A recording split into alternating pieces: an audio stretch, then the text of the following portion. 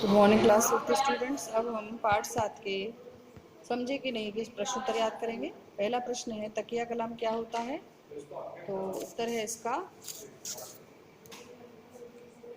तकिया कलाम वह वाक्यांश होता है जो बातचीत में अनजाने ही मुंह से निकल जाता है। इसका वाक्य में कोई अर्थ नहीं होता, यह एक आदत होती है। अपने साथी अध्यापक को तकिया कलाम बोलने से रोकने के लिए लेखक ने क्या क्या किया। लेखक ने भाषण लिखकर दिया तथा जब भाषण में साथी अध्यापक अपना तकिया कलाम बोलते तो लेखक जोर से उनका पैर दबा देते ताकि वे तकिया कलाम न बोलें। लेखक की भाषण लिखवाने की मेहनत बेकार क्यों गई। लेखक की भाषण लिखवाने की मेहनत बेकार गई क्योंकि साथी अध्यापक लेखक के भाषण लिखवाने के बाद भी भाषण में अपना तकिया कलाम बार बार बोलते रहे। लेखक रिक्शे में बैठकर घर क्यों पहुंचा। लेखक रिक्शे में बैठकर घर पहुंचे क्योंकि सज्जन ने क्या कही बोल बोलकर लेखक के पैर पर इतने धप्प मारे कि लेखक के पैर में पीड़ा होने लगी। अतः लेखक को रिक्शे में बैठकर घर जाना पड़ा। तो ये प्रश्न उत्तर हैं। आप एक बार इन्हें लिखकर देखिए, बोल बोल कर याद करिए ताकि आपको अच्छी तरह के तरीके से वाक्य बनाने आ जाए और लिखने आ जाए। आपको परीक्षा में फिर परेशानी नहीं आएगी। अब हम वर्ण संयोजन देखेंगे। वर्ण संयोजन क्या होता है। ऐसे एक शब्द को फैला के ऐसे लिखा जाता है अलग अलग करके, और उसको हम जोड़ कर लिखेंगे फिर कैसे एक शब्द की रचना होती है। सारे जो वर्ण है बच्चों, वो सभी वर्ण आधे होते हैं और अ की जब ध्वनि उसमें जुड़ती है तब वो पूरे माने जाते हैं।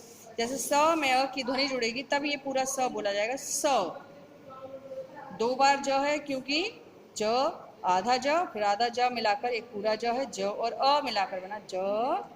सज न के पीछे भी अ आएगा। स क उ ल, मतलब जितने भी वर्ण के नीचे हलंत लगा हुआ है वो सारे वर्ण जो होते हैं वो आधे होते हैं, आधे ही वर्ण में आते हैं वो लोग, वो सारे वर्ण। और ये देखिए आधा स क उ, क पर उ की मात्रा, ल पर अ मतलब स्कूल। मुंह ब ई पर अस्ताव। तो ये देखिए सज्जन, स्कूल, मुंबई, प्रस्ताव, ये है वर्ण संयोजन करके ये शब्द बन गए। अब आता है प्रत्यय। प्रत्यय में देखिए प्रत्यय हमारे शब्द के पीछे लगता है। प्रत्यय शब्द के पीछे जोड़कर बनाते हैं। साथी, परेशानी, मंत्री, अनुभवी, फिल्मी, मात्रा लग जाएगी सब में बड़ी ई की, मेहमानी। तो ये ई बड़ी ई प्रत्यय है। बच्चों ये छोटे छोटे जो व्याकरण के कार्य हैं इसमें आपके इसलिए आए ताकि आप बड़ी कक्षा में जब जाएं तो आपको इनका ज्ञान हो जाए कि प्रत्यय क्या होता है, वर्ण संयोजन क्या होता है, क्योंकि ये आपकी बड़ी कक्षाओं में आएंगे। पर्यायवाची है। फिर पर्यायवाची में देखिए ये जो मोटा छपा हुआ अक्षर है पधार कर, इसका पर्यायवाची बताना है। तो पधार कर का मतलब होता है आकर। तो इसको हम जब वाक्य बदल कर लिखेंगे, आपने यहाँ आकर छात्रों का उत्साह बढ़ाया है। इसमें देखिए व्यर्थ है, व्यर्थ का पर्यायवाची बताना है। मैंने उनका पांव दबाना व्यर्थ समझा, मैंने उनका पांव दबाना बेकार समझा। मैं आपके प्रस्ताव पर विचार करूंगा, मैं आपके इस विषय पर विचार करूंगा।